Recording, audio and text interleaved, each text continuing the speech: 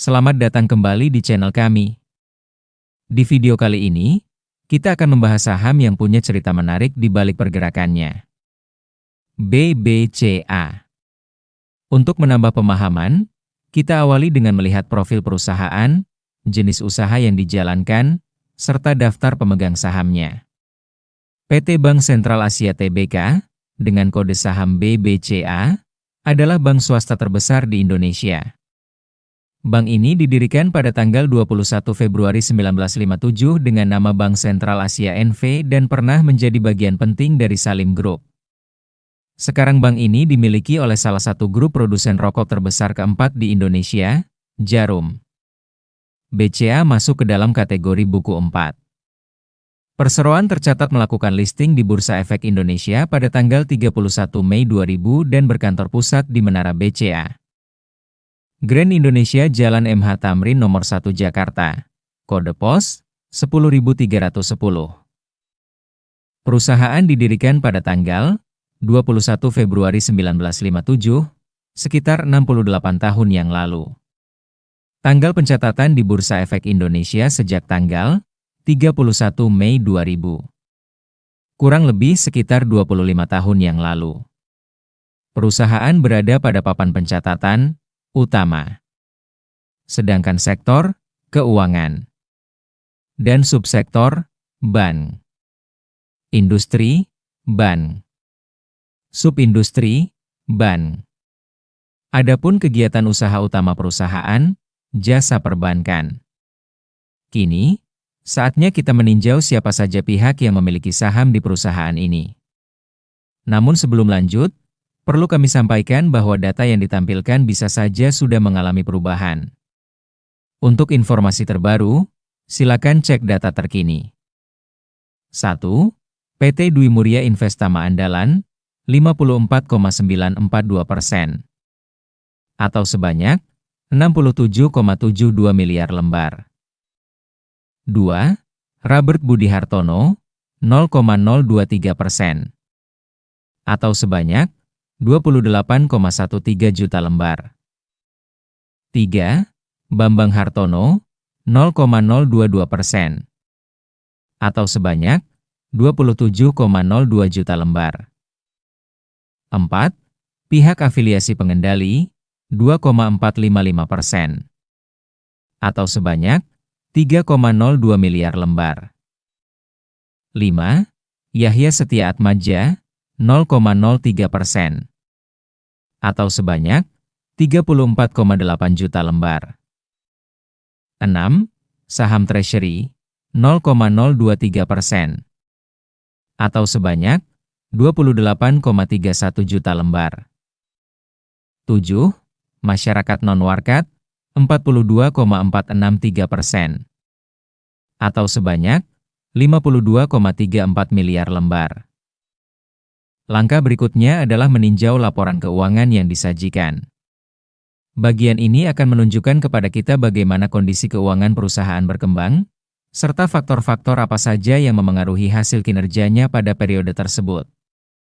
Aset, 1,53 kuadriliun, tahun sebelumnya 1,44 kuadriliun, naik sebesar 89,2 triliun, atau 6,15% dari tahun sebelumnya. Dengan menggunakan formula CAGR, maka, dari kuartal 3, tahun 2020 sampai kuartal 3, tahun 2025 didapatkan pertumbuhan rata-rata per tahun sebesar 8,92%. Ini memberikan gambaran kasar kepada kita, bahwa perusahaan akan memiliki kelipatan aset setiap 8,11 tahun sekali. Kita lanjutkan ke pembahasan utang perusahaan, total liabilitas atau utang, 1,25 kuadriliun, tahun sebelumnya, 1,17 kuadriliun, naik sebesar 74,45 triliun, atau 6,32% dari tahun sebelumnya. Khusus untuk saham sektor keuangan, tidak ada perhitungan current ratio, dikarenakan tidak memiliki pos aset lancar dan pos utang jangka pendek. Jadi skip saja. Lanjut ke rasio utang dan modal. Total ekuitas atau modal sebesar 276,63 triliun, tahun sebelumnya Rp262,83 triliun. Naik 13,8 triliun. Atau sekitar 5,25% dari tahun sebelumnya. Maka perbandingan antara utang dan modal atau DER adalah 453%. Patut dicermati, rasio utang dan modal atau DER yang tinggi pada bank sangatlah wajar karena tabungan nasabah dianggap sebagai liabilitas atau utang. Jika kita perhatikan, ekuitas di kuartal sekarang merupakan rekor tertingginya jika kita bandingkan dengan kuartal dan tahun-tahun sebelumnya. Mari kita lanjutkan ke perhitungan rasio-rasio lainnya. Ekuitas yang diatribusikan ke pemilik entitas induk sebesar 276,41 triliun, tahun sebelumnya 262,64 triliun, naik sebesar 13,77 triliun atau sekitar 5,24% dari tahun sebelumnya. Ini merupakan pencapaian tertingginya jika kita bandingkan dengan kuartal dan tahun-tahun sebelumnya. Artinya, perusahaan sedang mengalami pertumbuhan yang sehat. Dengan menggunakan formula CAGR, dari tahun 2020, kuartal 3, sampai tahun 2025, kuartal 3 maka diperoleh angka pertumbuhan rata-rata per tahun sebesar 9,08%. Ini memberikan gambaran kasar kepada kita, bahwa perusahaan akan memiliki kelipatan ekuitas atau modal setiap 7,98 tahun sekali. Sejenak kita memperhatikan sebagian dari komposisi ekuitas yang diatribusikan ke pemilik entitas induk. Saham biasa, 1,54 triliun. Tambahan modal disetor, 5,49 triliun. Saldo laba yang belum ditentukan penggunaannya, 252,04 triliun. Sementara laba bersih sebesar 43,39 triliun, adapun kuartal tahun sebelumnya, 41,07 triliun. Naik sekitar 2,32 triliun atau sekitar 5,66% dari kuartal tahun sebelumnya. Merupakan laba bersih terbaiknya apabila dibandingkan dengan kuartal-kuartal dari tahun sebelumnya. Pertanda ada perkembangan dalam perusahaan. Kita memperhatikan bahwa laba perusahaan ini sudah naik 19 kuartal secara berturut-turut sejak kuartal 1, tahun 2021 sampai saat ini, yakni kuartal 3, tahun 2025. Lanjut ke pembahasan jumlah saham beredar dan kepemilikan publik atau masyarakat. Jumlah saham beredar sebanyak 122,04 miliar. Jika terjadi perbedaan pada jumlah saham beredar, bisa jadi itu akibat langkah korporasi seperti right issue, stock split, tender offer, reverse stock split, buyback, dan sebagainya. Dalam hal ini, perusahaan telah mengalami aksi korporasi yang dinamakan stock split atau pemecahan jumlah saham beredar. Adapun perbandingannya adalah 1:5. Awalnya perusahaan memiliki 24.408.459.900 lembar saham beredar. Setelah aksi korporasi jumlahnya berubah menjadi 122.042.299.500 jumlah saham beredar. Kita lanjutkan pada kepemilikan masyarakat di saham ini. Adapun kepemilikan publik atau masyarakat berdasarkan data terkini adalah 32,87%. Tepatnya, 40,11 miliar. Sedangkan ranking emiten berdasarkan bobot di posisi harga terakhir, berada pada urutan ke-1, di atas BBRI, BREN, DSSA, dan seterusnya. Selanjutnya kita beralih ke format saham dan kepemilikan asing.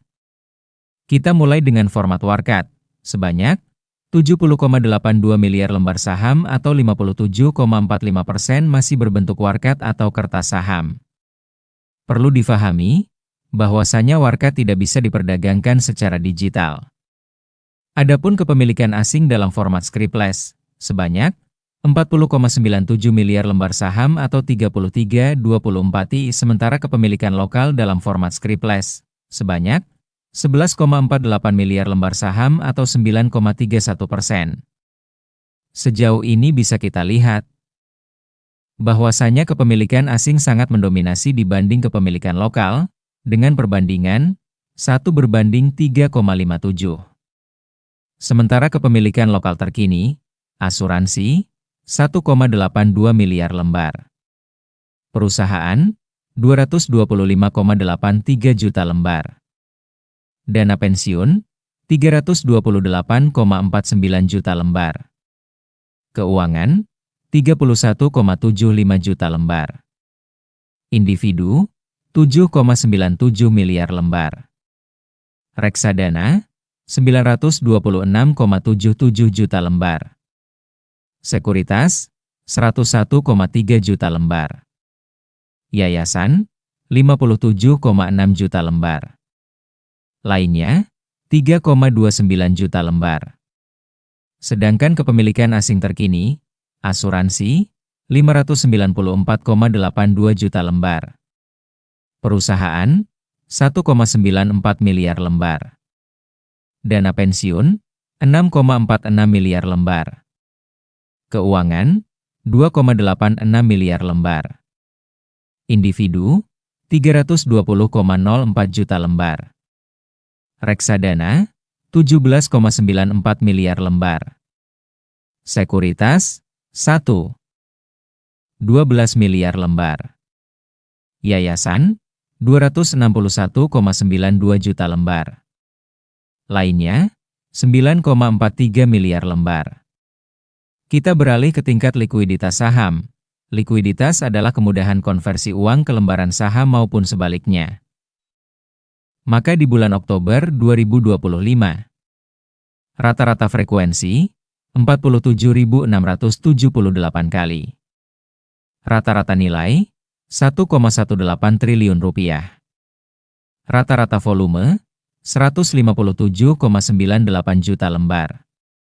Di bulan ini, asing melakukan jual bersih atau net sale sebanyak 289,05 juta lembar.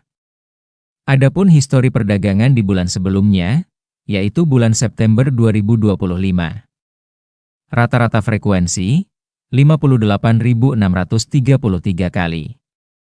Rata-rata nilai 1,57 triliun rupiah.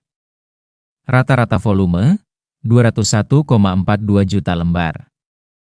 Di bulan ini, asing melakukan jual bersih atau net sale sebanyak 1,17 miliar lembar. Untuk transaksi asing di tahun ini, selengkapnya bisa Anda baca sendiri. Adapun maksud dan tujuannya bisa diterjemahkan menurut versi masing-masing. Selanjutnya, kita beralih ke harga saham. Harga terakhir hari Senin, tanggal 20 Oktober 2025, per lembar sahamnya ditutup dengan harga 7.875. Karena terdapat stok split 1:5, maka selanjutnya untuk memudahkan perhitungan, saham kita kalikan 5, sedangkan harga saham, EPS, dan BV kita bagi dengan 5. Ini merupakan harga tertingginya dibandingkan dengan periode-periode sebelumnya, kemungkinan ada hubungannya dengan fundamental perusahaan.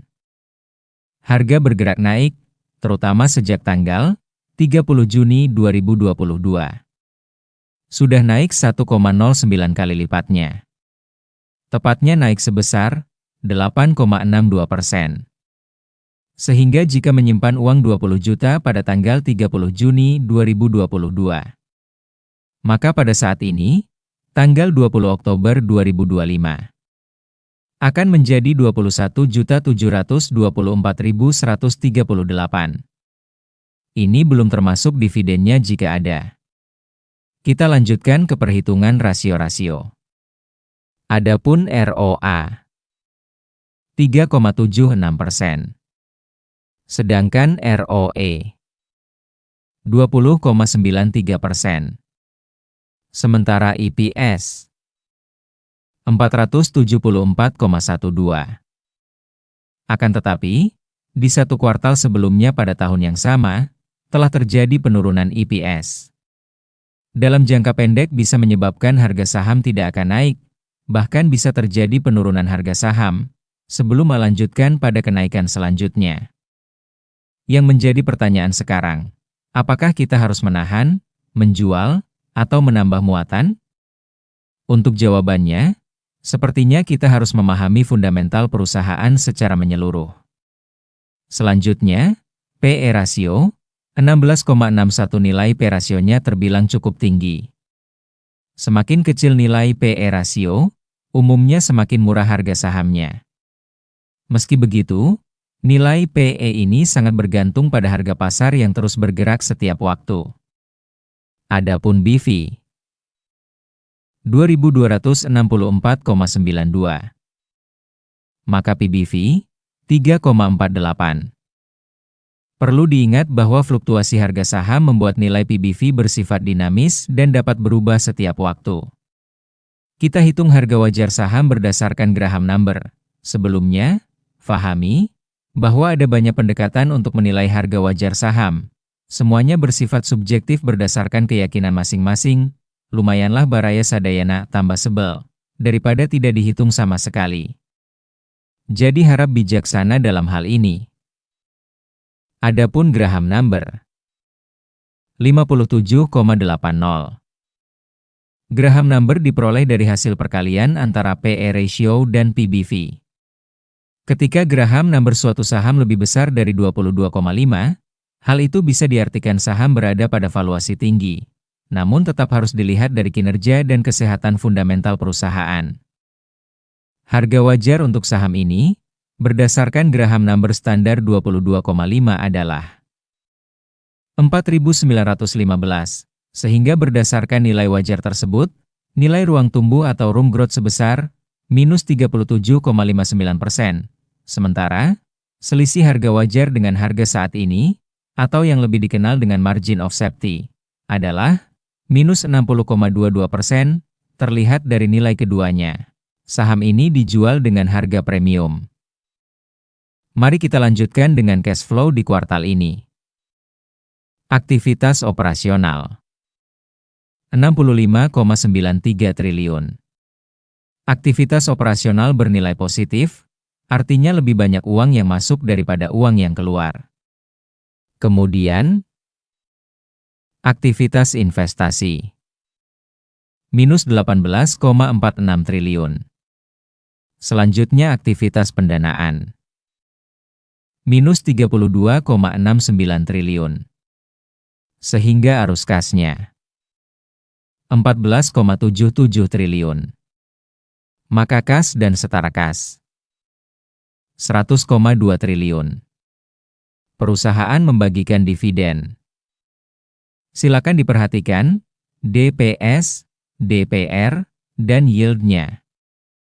Jika menabung saat ini, apakah akan menguntungkan di masa yang akan datang? Demikian pembahasan kita untuk hari ini. Terima kasih sudah menonton. Sampai bertemu lagi di video-video selanjutnya. Kritik dan saran sangat kami tunggu di kolom komentar.